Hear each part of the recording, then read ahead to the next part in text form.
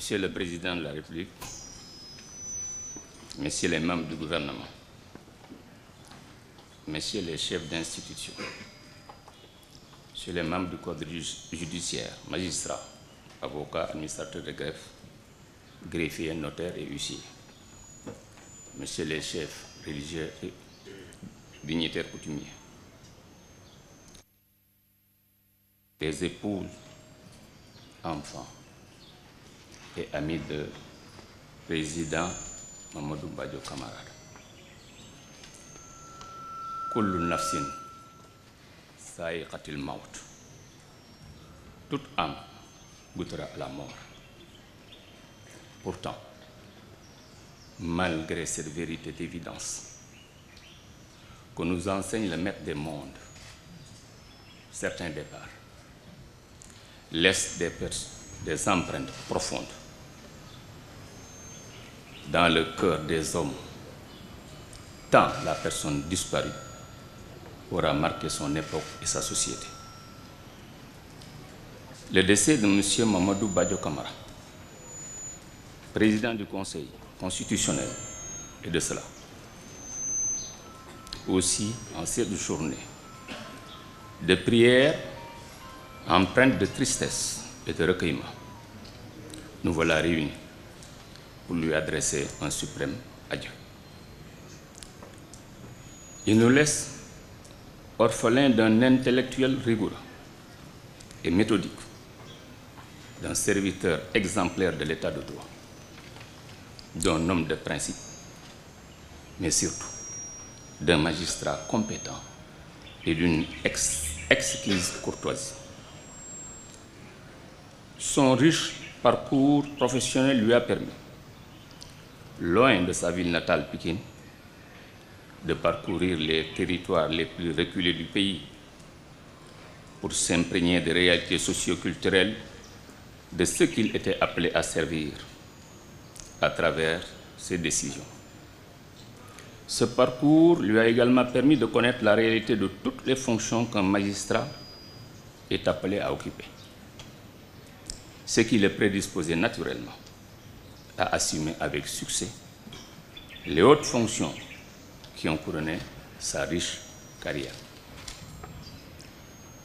Mamadou Badio Camara a, en effet, occupé tour à tour les fonctions de juge suppléant à la Cour d'appel de Dakar, à compter du 26 juin 1980, de substitut du procureur de la République près le tribunal de première instance de Dakar le 27 juillet 1977 et près le tribunal de Diourbel le 24 juillet 1979. Nommé substitut du procureur près la Cour de répression de l'enrichissement illicite le 30 avril 1984, il deviendra procureur par intérim près le tribunal de deuxième classe de Kaolack le 11 septembre 1984 et procureur de la République par intérim près le tribunal régional de Kaolack pour compter du 1er novembre 1984, suivant un décret du 31 octobre 1984. Il accède à l'emploi du substitut de procureur de la République près le tribunal de première instance de Saint-Louis avec maintien à son poste d'affectation suivant le décret du 17 août 1988 et occupera par la suite la fonction de procureur de la République par intérim près le tribunal régional de première classe de Ziguinchor le 17 août 1989. Inscrit au tableau d'avancement des magistrats des cours et tribunaux pour l'année 1989, il sera affecté en qualité de procureur de la République adjoint pour le tribunal régional hors classe de Dakar le 13 août 1993. Il accéda à la catégorie de magistrat hors hiérarchie en qualité d'avocat général avant 5 ans, groupe A1, indice 836 près la Cour d'appel de Dakar, avec maintien à son poste d'affectation le 24 octobre 1994, avant d'être nommé conseiller délégué à la Cour de cassation pour compter du 24 octobre 1998. Accédant ainsi à la haute hiérarchie judiciaire, il occupera successivement les fonctions prestigieuses de secrétaire général de la Cour de cassation, de procureur général près la Cour, avant de procureur général près la Cour d'appel de Saint-Louis, avec maintien à son poste d'affectation de président de chambre à la Cour suprême, de secrétaire général de la Cour suprême, procureur général près la dite Cour et premier président de la dite Cour. Reclassé en qualité de magistrat échelon unique groupe C1 indice 1097 pour compter du 2 mars 2020, il est admis à faire valoir ses droits à une pension de retraite pour compter du 2 mars 2020.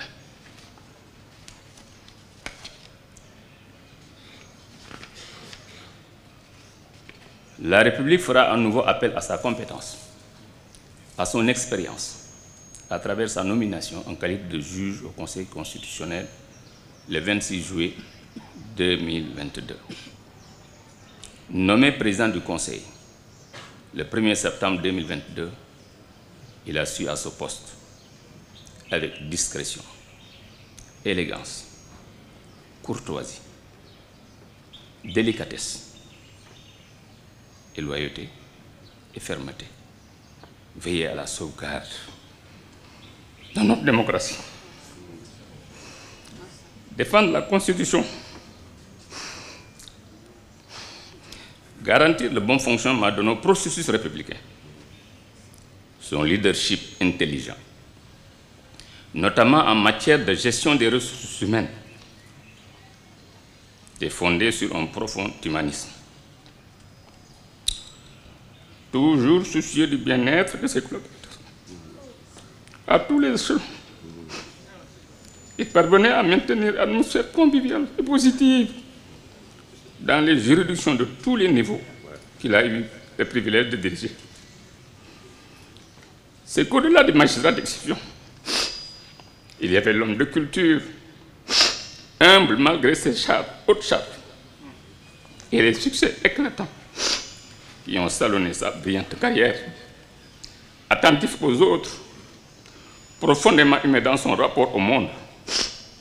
Il y avait aussi sa capacité extraordinaire à conserver une lucidité inébranlable et une sérénité olympienne dans les pires zones de turbulence, parvenant toujours, même lorsque tout espoir semblait perdu, à garder le cap malgré les vents contraires.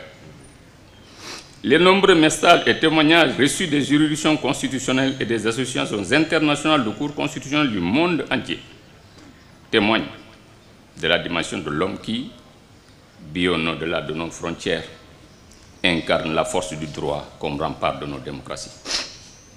En ce moment solennel, et en souvenir des immenses services rendus à la nation, nous remettons notre âme à la miséricorde divine, son âme à la miséricorde divine. Qu'Allah subhanahu wa ta'ala l'accueille parmi ses serviteurs vertueux, qu'il lui pardonne ses fautes et qu'il fasse de sa tombe une porte vers les jardins du Firdaus. Nous présentons nos sincères condoléances à sa famille, à ses amis, à la compagnie judiciaire et à toute la nation. Puisse Allah nous accorder la patience et consolation. Monsieur le Président et chers amis, repose en paix éternellement dans la béatitude, que ton souvenir continue d'inspirer ceux qui ont la noble tâche de bâtir une république de droit et de justice. Merci.